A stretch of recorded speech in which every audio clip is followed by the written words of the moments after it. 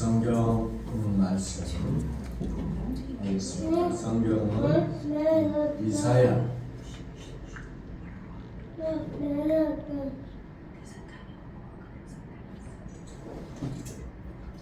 1절부터 2절 말씀만 보겠습니다.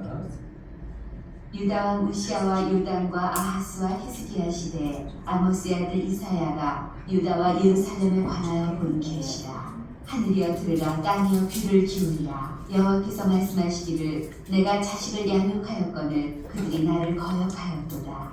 아멘. 오늘부터는 선지서 이야기를 해보겠습니다. 선지서는 분열 왕국의 북이스라엘과 남유다의 국가로 분열되어 있을 때의 이야기입니다.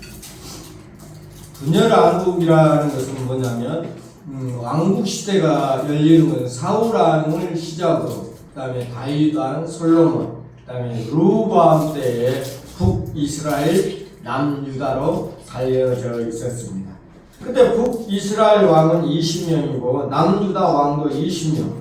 왕정시대의 선지자들이 역사 이루었던 것을 선지서라 이렇게 이야기합니다. 그래서 선지서는 역사서 12권하고 겹치게 되는 것입니다. 대선지서는 5권이고요. 소선지서는 12권으로 되어 있습니다. 그래서 총 17권의 선지서가 되어 있던 책입니다. 이사야부터 말라기까지가 선지서라 이렇게 이야기할 수가 있습니다.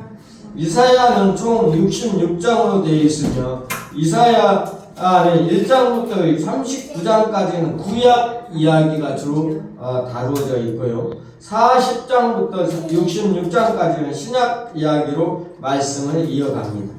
그러면 이 이사야 말씀으로 한번 생각해 보겠습니다. 성경은 66권인데 이사야는 66장으로 되어 있습니다. 그래서 성경에 똑같이 되어 있다, 축소판이다 이렇게 이야기할 수가 있겠습니다. 자, 이사야를 보면 우리가 이제 헌터 유명하죠.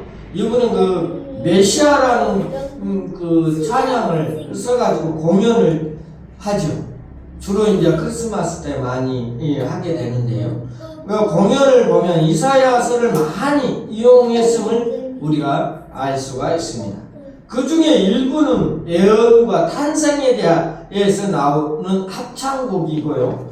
우리를 위하여 한 아기가 나셨다는 이 아기는 우리에게 낳고라고 이야기하고 있는데 그 낳고가 뭡니까? 예수 그리스도를 이야기하고 있습니다.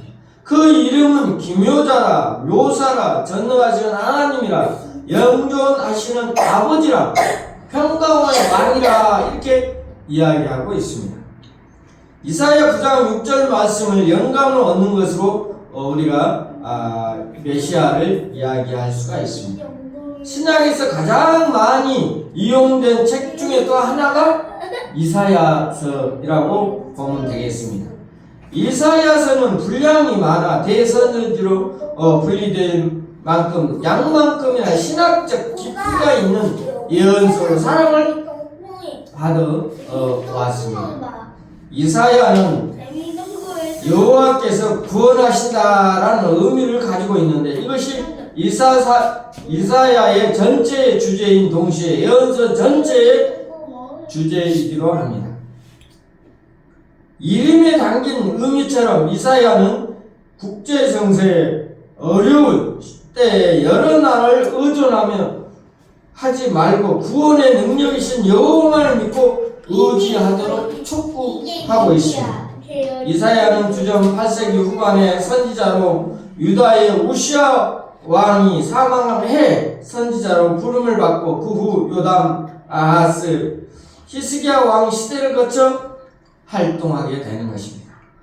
이때는 아수르의 제국이 강대국으로 부상하면서 그들이 평창 정체로 서서히 침략의 기운이 맴돌던 때입니다. 이사야를 읽다 보면 40장부터 문제, 문체, 분위기, 신학적 관점 메시지가 확 바뀌는 것을 느낄 수가 있습니다.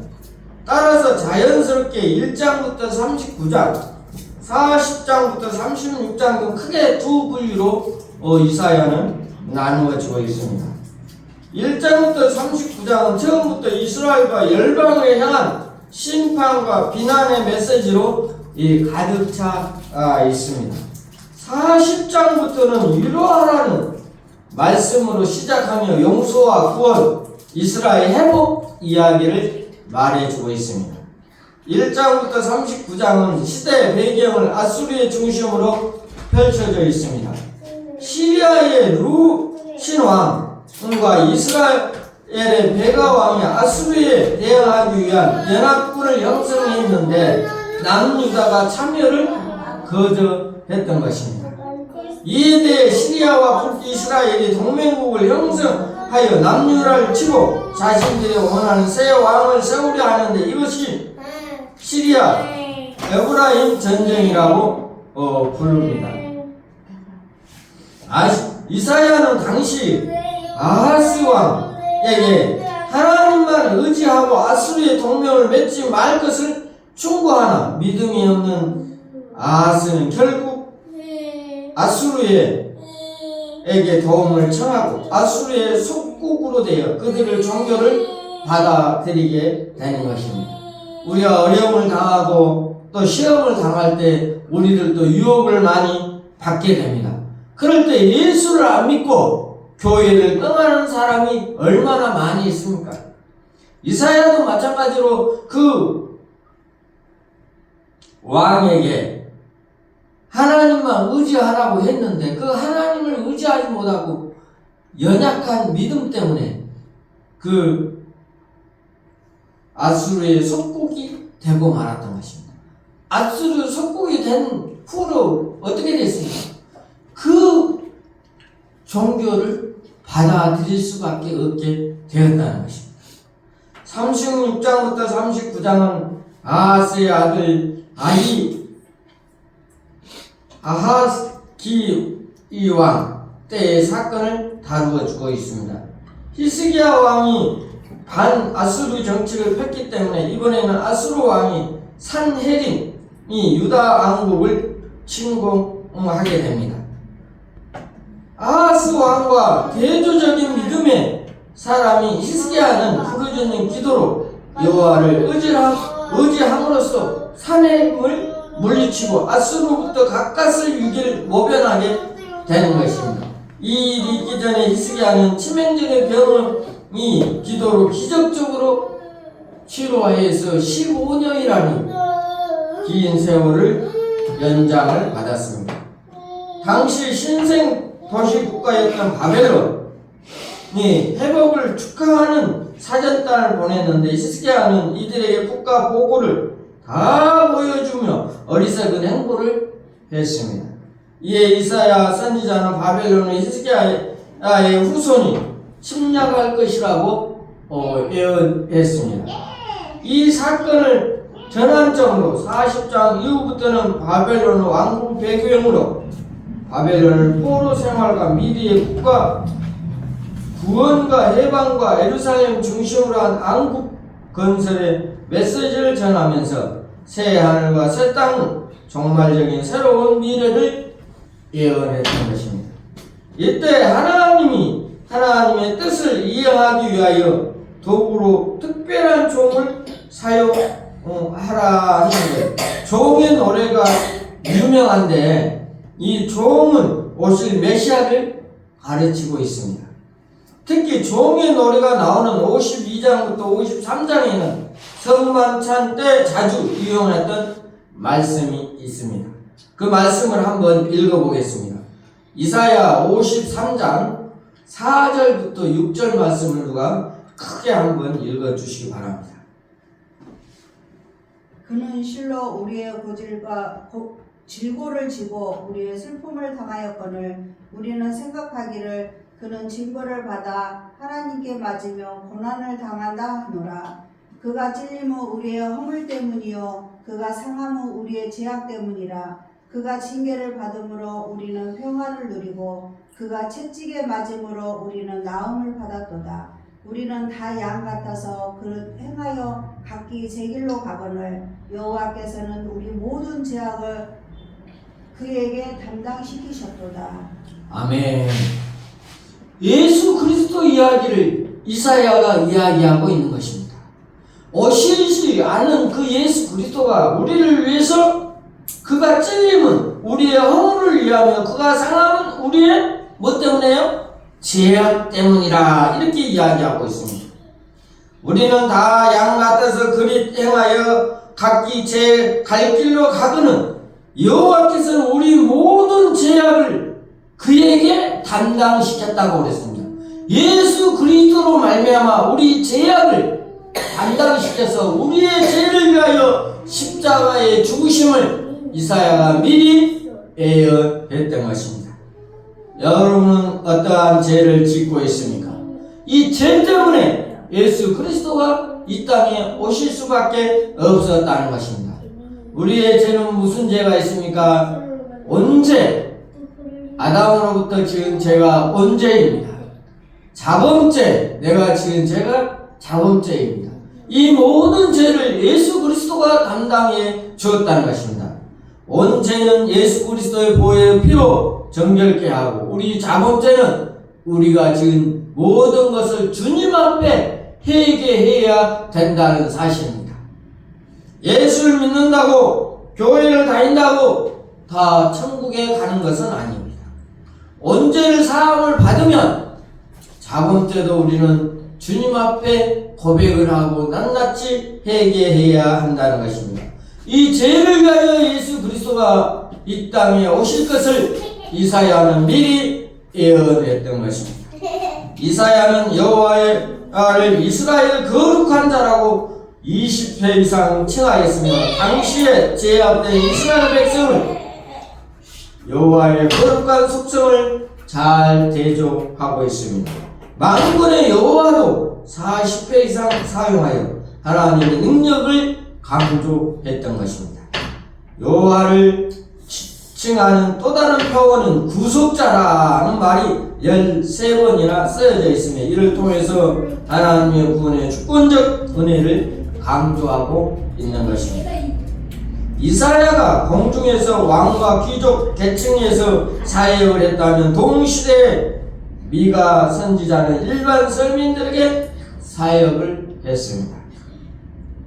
주전 8세기 때 북이스라엘에게 활동했던 다른 선지자들은 아모스와 호세아가 있습니다. 주 2세기 유대 전승에 따르면 이사야는 히스기야의 다음 왕인 문헤세와에 의해 톱으로 반쪽을 잘라 순교했다는 이야기가 있습니다. 우리는 어떠한 삶을 살고 있습니까? 예수 그리스도를 믿고 하나님을 믿는다 하면서 핍박과 어려움을 당하지는 않습니까? 우리도 일제 36년 동안 지배를 받을 때 그 신사참배를 하지 않아 옥살이를 했던 목사님, 장로님, 성도들이 많이 있었습니다.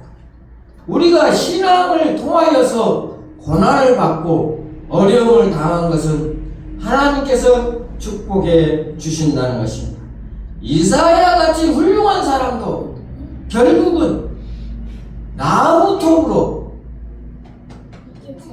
순교를 했다는 사실을 우리가 기억해야 할 것입니다.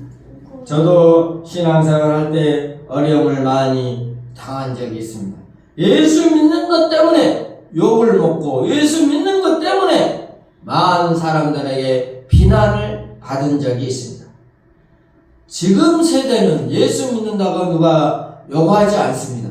예수 믿는다고 우리가 비난을 받거나 또한 업신여기를 당하지 않습니다. 그러나 예수 믿는 사람의 행동을 보고는 이야기를 합니다. 예수 믿고 우리가 어떤 행동을 살아가고 있습니까? 올바른 행동, 올바른 삶을 살아야 예수 그리스도가 욕 먹지 않는 것입니다. 여러분 주위에는 어떤 사람이 있습니까? 내 주위에 어떤 사람이 있는가를 생각해 보아야 할 것입니다. 내 주위에 좋은 사람, 선량한 사람, 정직한 사람이 있다면 내 자신도 정직하게 될 것입니다. 내 주위에 거짓말한 사람, 내 주위에 못된 사람이 있다면 지금부터라도 빨리 잘라버리고 좋은 친구들을 만나서 좋은 환경을 만드시기를 바랍니다. 내 주위에 누가 있는가를 한번 자세히 한번 생각해 보아야 할 것입니다. 전체가 66장으로 이사야는 전반부 39장, 후반부 27장으로 나누어져 있다고 말씀드렸습니다. 신구약 성경은 66권 중 구약은 39권이고 신약은 27권과 숫자가 같아 성경의 축소판이라 불리기도 한다고 말씀드렸습니다. 더불어 북이스라엘과 남유다는 멸망하였습니다. 아수르, 바벨론, 페르시아의 왕국에 의해서 예언했던 것입니다. 동령녀 마리아 탄생, 이마일 계속적인 죽음과 같은 메시아에 대한 예언도 나오고 있습니다. 그리고 하나님에 대한 어떤 구약 책보다도 방대하고 신비한 신학적 제공을 해주고 있습니다. 이러한 신학의 깊은 연못에 잠겨 많은 은혜를 받으시기를 바랍니다. 이사야를 통해서 우리가 묵상하고 그 말씀을 통해서 신구약이 다 있다는 사실을 깨닫고 예수 그리스도가 다시 오신다는 사실을 이사야를 통해서 우리가 한번 생각해 보시기를 바랍니다. 우리 대림 선생님교회 모든 성도들은 이사야 말씀을 묵상하는 가운데 하나님을 깨닫고 주님을 깨닫는 모든 성도들이 되시기를 바랍니다. 영상을 보는 모든 성도들도 이사야 말씀을 통해서 신구약 말씀을 묵상하는 모든 성도들이 되시기를 바랍니다. 다 같이 기도하겠습니다. 하나님 아버지, 오늘도 이사야의 말씀을 잠깐 묵상해 보았습니다. 하나님께서 원하는 그러한 삶을 살아갈 수 있게 도와주시옵소서. 이사야를 통해서 많은 사람들에게 하나님의 말씀을 전하고 있습니다. 예수 그리스도가 다시 오실 것을 전하고 있습니다. 예수님이 우리를 위하여 구원하여 주신 것을 믿고 의지하는 우리 대림 선생님께 영상을 보는 모든 성도들이 되게 하여 주시옵소서. 삶 속에서 그리스도답게 살아가는 모든 성도들이 되게 하여 주시옵소서. 예수님의 이름으로 기도하옵나이다. 아멘.